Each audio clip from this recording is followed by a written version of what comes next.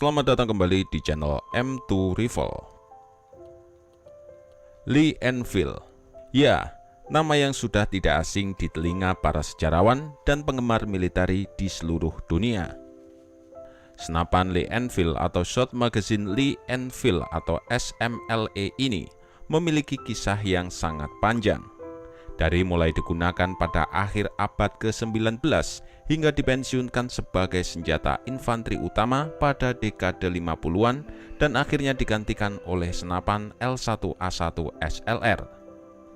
Namun sebelum kita membahas asal-usul senapan ini, jangan lupa untuk subscribe ke channel M2 Rifle bagi kalian yang belum, dan tekan juga tombol loncengnya agar kalian tidak ketinggalan video terbaru dari kami. Pada awal tahun 1880-an, kerajaan Inggris sedikit tertinggal dalam hal persenjataan infanteri. Pada saat itu, angkatan bersenjata kerajaan Inggris masih menggunakan senapan Martini Henry. Martini Henry merupakan senapan yang sangat handal dan akurat tetapi memiliki kelemahan, yaitu senapan ini hanya menampung satu peluru saja. Itu artinya satu kali tembak, satu kali reload.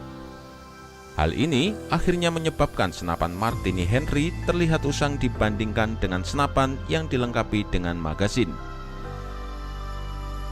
Pertimbangan kerajaan Inggris dan kekuatan besar di Eropa lainnya untuk mengadopsi senapan yang dilengkapi magasin adalah akibat pertempuran Plevna sebagai bagian dari Perang Turki-Rusia pada tahun 1877.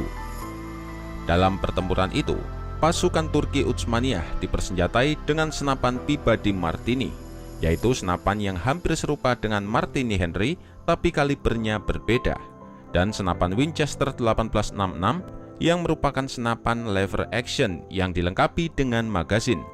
Penggunaan kedua senapan ini memberi kontribusi besar bagi pasukan Turki. Taktik pasukan Turki Utsmaniyah dalam pertempuran tersebut cukup cerdik. Mereka menggunakan senapan pribadi Martini yang memiliki akurasi tinggi untuk menyerang lawan yang jaraknya jauh dan menggunakan Winchester untuk merontokkan musuh yang mendekat. Taktik Turki pun terbukti berhasil dan menyebabkan korban jiwa yang signifikan bagi pihak lawan, yaitu Rusia. Walaupun pada akhirnya Turki Utsmaniyah juga kalah dalam peperangan ini. Kesuksesan taktik Turki Utsmaniyah ini membuat negara-negara lain terkesan. Akan tetapi, menggunakan dua senapan yang berbeda dinilai kurang efektif. Dengan alasan itu, maka negara-negara besar di Eropa berlomba-lomba mengembangkan senapan yang memiliki akurasi tinggi seperti Martini Henry, namun juga memiliki magasin seperti Winchester. Perlu diketahui bahwa pada masa itu, peluru cenderung memiliki diameter yang besar dan berat, sehingga menyebabkan lintasan peluru menjadi agak melengkung. Kemudian dimulailah pengembangan peluru dengan diameter kecil dan lebih ringan, sehingga membuat lintasan peluru di senapan lebih datar dan memiliki kecepatan serta akurasi yang tinggi, serta para prajurit dapat membawa lebih banyak amunisi.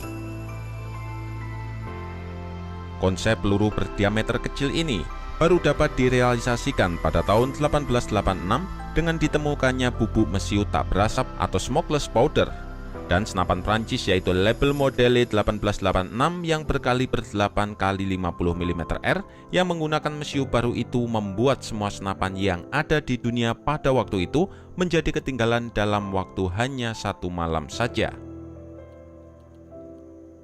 Di sisi lain, pada awal tahun 1888, Inggris masih mengandalkan senapan Martini Henry yang mengakibatkan Inggris merasa tertinggal dua generasi dalam hal teknologi persenjataan. Dengan kata lain, Inggris tidak memiliki senapan bermagasin dan peluru kecil yang menggunakan mesiu tak berasap. Hal ini membuat Inggris tergesa-gesa dengan mengadopsi senapan baru pada tahun 1889. Senapan baru milik Inggris ini bernama Magazine Rifle Mk1, yang kemudian berganti nama menjadi Magazine Lee Mitford Mk1. Nama ini diambil dari nama dua orang perancangnya, yaitu James Parislis perancang sistem operasi dengan magasinnya dan William Mitford perancang larasnya. Senapan ini memiliki panjang total 1257 mm, panjang laras 767 mm, beratnya 4,2 kg, dan magasin yang bisa dilepas dengan kapasitas 8 butir peluru dengan kaliber 7,7 x 56 mm R. Walaupun berkaliber kecil, namun peluru ini masih memakai mesiu hitam karena Inggris tidak mempunyai mesiu smokeless.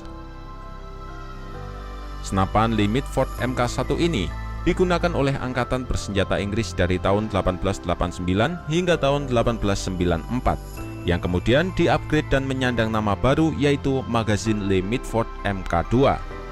Peningkatan kali ini terpusat pada magasinnya, yang awalnya berkapasitas 8 butir kini menjadi 10 butir. Kemudian pada tahun 1895, senapan ini di-upgrade kembali, yaitu dengan tambahan sebuah mekanisme pengaman agar senapan ini tidak meletus sendiri apabila terjatuh dari ketinggian.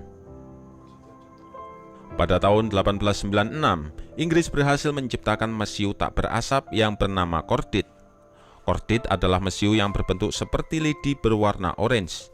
Propelan baru ini tak hanya membuat peluru 7,7 x 56 mm R melesat lebih cepat, tapi ternyata juga menciptakan masalah baru, karena laras ciptaan William Mitford didesain untuk peluru yang menggunakan mesiu hitam, sehingga peluru yang menggunakan cordite membuat larasnya hanya mampu bertahan untuk 6.000 kali tembakan saja. Untuk mengatasi masalah ini, Royal Small Arms Factory, pabrik senjata api di Enfield, Britania Raya, menciptakan laras baru yang lebih kuat, sehingga senapan ini berganti nama lagi menjadi magazin Lee Enfield Mk1, senjata yang handal dan efektif untuk menangani serangan musuh yang inferior secara teknologi. Magazin Lee Enfield Mk1 diproduksi dari tahun 1907, lebih dari 17 juta unit tersebar di seluruh dunia, dengan spesifikasi panjang 1130 mm, panjang larasnya 635 mm, dan beratnya 4 kg, tergantung kepadatan dari kayunya.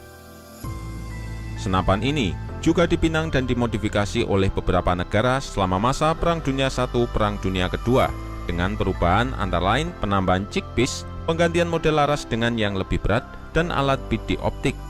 Senapan ini juga dikenal dengan nama L42A1 yang merupakan modifikasi menjadi senapan rundu nomor 4 Mk1 menggunakan amunisi kaliber 7,62 mm NATO.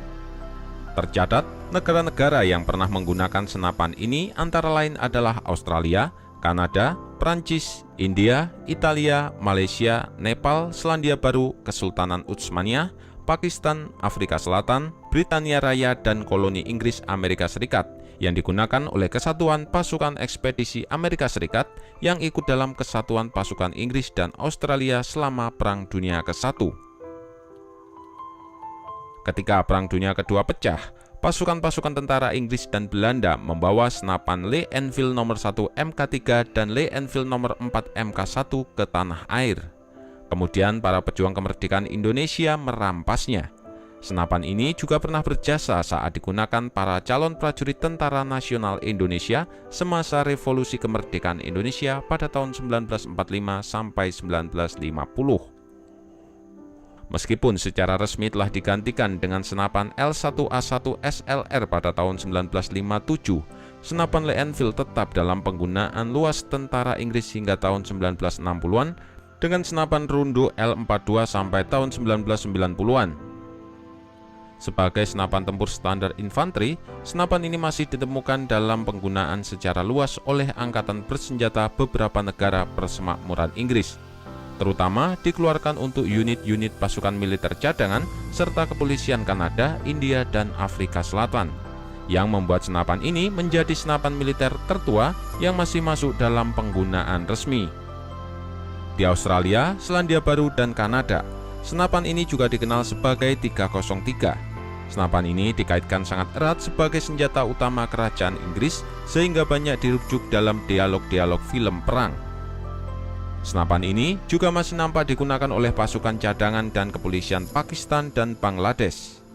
Di Britania Raya, senapan ini juga digunakan secara teratur oleh kadet atau calon perwira sebagai senapan bidik ringan. Bagi kalian yang menyukai video ini, jangan lupa untuk tekan tombol like, komen, dan juga share ke media sosial kalian, Terima kasih sudah menonton video ini mulai awal hingga akhir. Sekian dari kami dan salam M2 Rifle.